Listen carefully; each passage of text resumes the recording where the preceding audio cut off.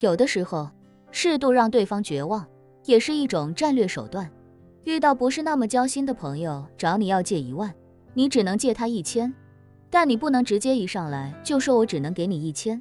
那样朋友拿了钱还得在心里腹诽你这人太不给力。借1万只给1000，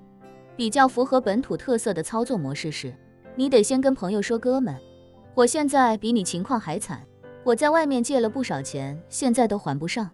那个谁借我的钱3年都没还我。就在朋友感觉绝望的时候，你再来一句，不过你要实在着急，我可以信用卡套现1000给你。这样朋友拿到1000块，不说额外感激你，但起码不会再背地说你不给力。裴会长也是一样，他不想得罪肖长坤，但又不能直接拒绝肖长坤说这会长的位子你别想了，那样会让肖长坤觉得怎么我出点事儿你就要跟我撇开干系，不保我也不帮我，太不够意思了。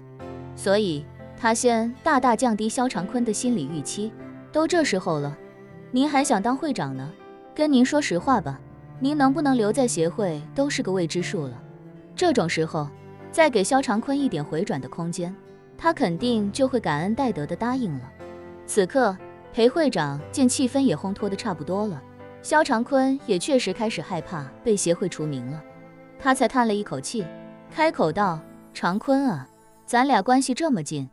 这件事我一定会尽我所能的全力保你。常务副会长的位子虽然我保不了，但我会尽量保你一个副会长的席位，要是副会长席位保不了，至少也保你一个主任的职位。你放心，在这个书画协会里，有我就有你。肖长坤刚才做的心理建设是有可能被书画协会扫地出门，但现在得到的承诺是至少保一个主任的职位，甚至还有可能保一个普通副会长的职位。这一下子就让他心里如劫后余生般松了一口气，感觉就像是重病进医院，医生说自己情况很严重，很大概率要凉，最后截了2条腿活了下来。虽说2条腿没了是真的惨，但起码人还活着。于是他千恩万谢地说道，哎呀，裴会长，您真是我的救命恩人啊，裴会长，这次老弟真的多亏您了。裴会长听他这么激动，也知道自己这个人情，肖长坤算是欠下了，于是便开口道，这样吧，长坤，你啊，还是先在外面玩几天，避避风头，别急着回来了，你不回来，就不会成为众矢之的，事情就由我这边来处理。听到裴会长让自己避风头，肖长坤欲哭无泪，心里暗忖，我的裴会长，这是五爷的天香府没包厢，所以我没顾得上跟您说我已经到金陵了，您现在又让我避风头，合着我不白折腾了吗？不但这来回1万多公里的飞机白他妈坐了，在经济舱熬8个小时的最白他妈遭了，最操蛋的是30万也白他妈捐了，我这造的是什么孽啊到底？不过这话他只敢在心里吐槽，万万不敢说出来，于是只能十分感激地说道，好的，裴会长，那我就先不着急回去，您能不能跟我透露一下，您打算怎么运作这件事儿？裴会长道，晚上呢，你找台电脑，写一封请辞邮件，就说自己年纪大了，精力有限，打算辞去常务副会长的职务，但由于对书画协会感情深厚，所以还希望继续留在书画协会增砖添瓦，至于在协会里的新岗位就服从协会安排。我呢，明天一早就把那几个副会长都叫过来开个小会，把话跟他们说清楚，你肖长坤下来做排名最末的副会长，其他人原地升一级，让几个副会长里声望最高、资历最老的老徐担任常务副会长，这样大家应该也都能心服口服。如果他们反对的态度不是特别强烈，这件事我就能直接拍板定下来，起码还能给你争取保留一个副会长的位子。要是他们实在不同意，那我就再退一步，把下面的小赵主任提成副会长，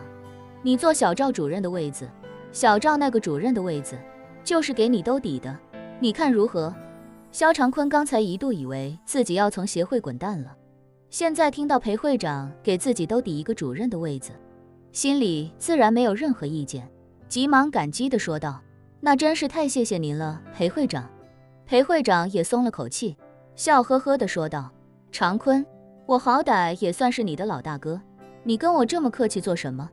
这不都是我这个老大哥应该做的吗？萧长坤难得发自肺腑地笑了笑，说道：老大哥，有您这句话，我心里就踏实了。说完，他又赶紧问：对了，裴会长，这几个副会长搞定了，下面的人不会说三道四的吧？要是他们不满意，继续找麻烦怎么办？裴会长笑道：放心吧，别看咱们协会人不算多，但大家底下都是有小团体的，都当副会长的人了，没还不团结几个自己人啊？协会里的人，除了我的人之外，剩下的他们几个副会长基本就都覆盖到了。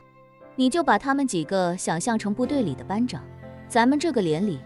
只要我的决定他们没意见，他们底下的兵自然也不会有意见，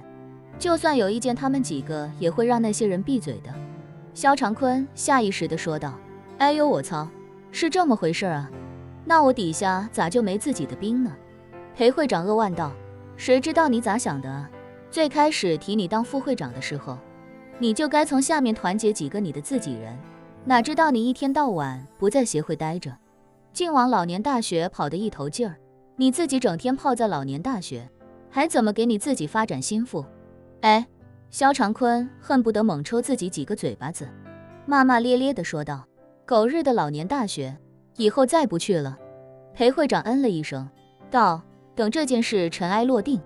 你再好好努力，用不了多久，说不定还能再爬上去。好，萧长坤无比感激地说道：谢谢裴会长，我以后一定好好努力。挂了电话，萧长坤悬着的心终于放下不少，他不禁暗叹：哎呀，现在只剩下捐款那30万能不能要回来了？想到这里，他立刻对司机说道：师傅，去金陵最大的律师事务所。司机点点头：好嘞，去史密斯律师事务所，对吧？他们是美国来的，据说是咱们金陵乃至整个华东最大的律师事务所了。萧长坤浑身一颤，下意识地脱口道：不去了，去排名第2的。史密斯律师事务所是韩美琴他儿子保罗开的，韩美琴马上要跟贺远江结婚了，保罗马上要成为贺远江的继子，自己甜着脸去他的律师事务所找律师去向慈善机构讨捐款，让自己这张老脸往哪搁？司机还劝他：您要是找律师，那还是史密斯律师事务所好一些，人家那律师可厉害了，整个金陵无人不知。萧长坤摆摆手，坚定地拒绝道：不了，我不喜欢洋人，还是个咱们金陵本土的吧。司机点点头：那就去天成吧，那家据说实力能排到第2。就在萧长坤转而前往律师事务所的时候，叶晨给正在酒店躺平的史蒂夫·罗斯柴尔德打了一个电话。这老小子刚享受完一顿送到房间里的高级西餐，懒躺在酒店的沙发上摆弄手机。自打跟叶晨去了一趟养狗场，回来就每日在酒店躺着，大门不出二门不迈，只等着霍格维茨那父子俩到海上的视频放出来，就回美国当他的大少爷。不过每天在酒店也确实无聊，他很想找叶晨套套近乎，可是一想到这家伙行事风格那么狠辣，他又不敢上赶着迎合，生怕一个不小心再把叶晨给得罪了。此刻的他更像是一个盼着跟女神套近乎，又怕女神对自己心生厌恶的屌丝。而他怎么也没想到，叶晨竟忽然给自己打来电话。他赶紧接通电话，殷勤地说道：叶先生您好。叶晨微微一笑：干嘛呢，罗斯柴尔德先生？史蒂夫忙道：哎呀，您叫我史蒂夫就好，千万别叫我什么先生了。说着赶紧又道：我最近一直在酒店呢，叶先生，不知道霍格维茨他们父子俩现在到哪儿了？叶晨道：还在海上飘着呢，先飘到中东再说，你也别着急，视频出来我会通知你的。好的好的，史蒂夫忙道：我也不怎么着急，就在金陵等您消息。叶晨随口应了一声，问他道：你吃饭了吗？没吃的话，要不要出来一起吃点儿？史蒂夫下意识摸了摸圆滚滚的肚子，刚吃饱饭的他，此时确实没有什么食欲了。可以想到叶晨找自己出去吃饭，这简直就是可遇不可求的好机会，就像女人约自己出去，自己怎么可能错过？于是便赶紧说道：好啊，叶先生，您在哪？我去找您。叶晨道：我给你发个定位，你直接按着定位过来就好。现在天色晚了，金陵又不像你们美国那么危险，你也别带什么保镖了，自己出来就行。好，史蒂夫知道叶晨肯定不会绑架自己，自己在金陵也确实没什么好担心的，